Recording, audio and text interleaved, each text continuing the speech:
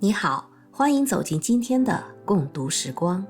今天继续为大家朗读林清玄的散文，题目是《保持梦想的心》。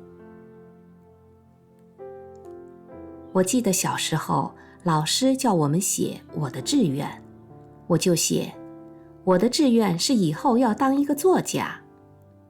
结果老师把我叫去，摸摸我的额头，看看有没有发烧。因为每个同学不是要当科学家、工程师，就是当发明家，为什么你的志愿这么渺小呢？在我成长的过程中，父亲常常问我说，你以后要干什么？我说，我要做作家。他问我，作家是干什么的？我说，作家就是写字寄出去，人家就会把钱寄进来。我爸爸马上伸出手把我盖下去，说，世间哪有那么好的事情？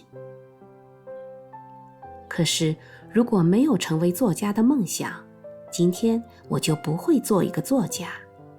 所以梦想是很重要的。提到梦想，我就想到小时候的一件事。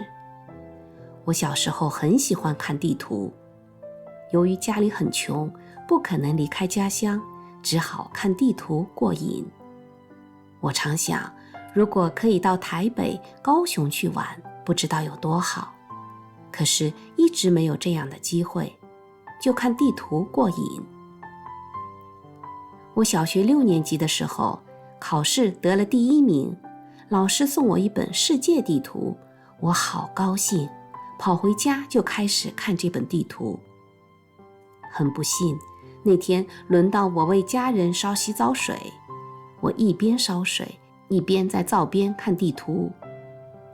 看到一张埃及地图，想到埃及很好，埃及有金字塔，有埃及艳后，有尼罗河，有法老王，还有很多神秘的东西。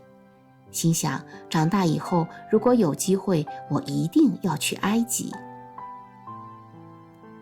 看得入神的时候，突然有一个大人从浴室冲出来，胖胖的，围着一条浴巾，用很大的声音问我，你在干什么？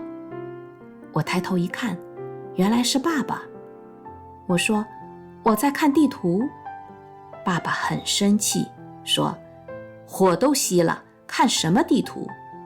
我说，我在看埃及的地图。我父亲就跑过来，啪啪给我2个耳光，然后说，赶快生活，看什么埃及地图？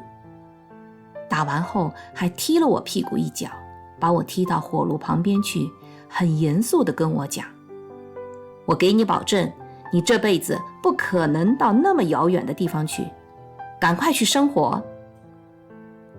我当时看着爸爸，呆住了，心想，爸爸怎么给我这么奇怪的保证？真的吗？这一生真的不可能去埃及吗？20年后，我第一次出国就是去埃及。我的朋友都问我，到埃及去干什么？那时候还没有开放观光，出国很艰难的。我说，因为我的生命不要被保证，于是我就跑到埃及旅行。有一天，我坐在金字塔前面的台阶上，写了张明信片，写信给我爸爸。我写道，亲爱的爸爸，我现在在埃及的金字塔前面给你写信。记得小时候你打了我2个耳光，踢我一脚，保证我不可能到这么远的地方来。现在我就坐在这里给你写信。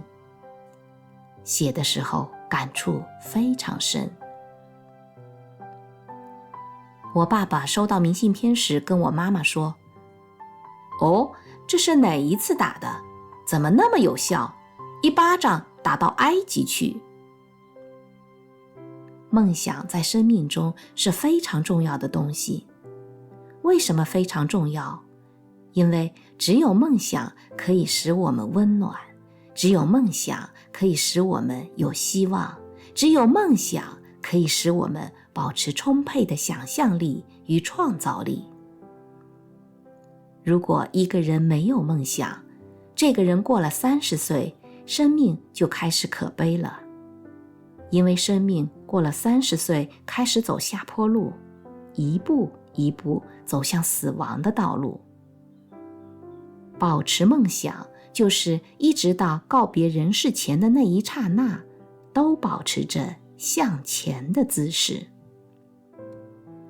我是环佩叮当，感谢您一同度过今天的共读时光，咱们下期再见。